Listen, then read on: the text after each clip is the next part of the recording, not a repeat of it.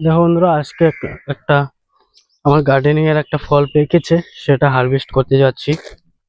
পাশে থাকো, দেখো।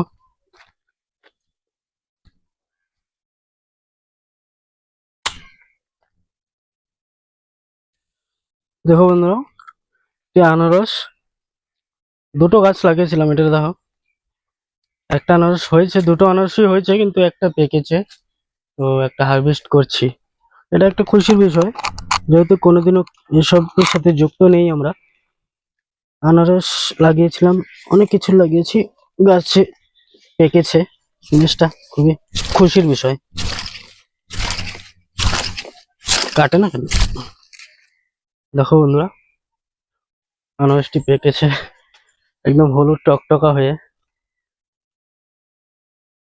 কত সুন্দর দেখতে একটা। আজও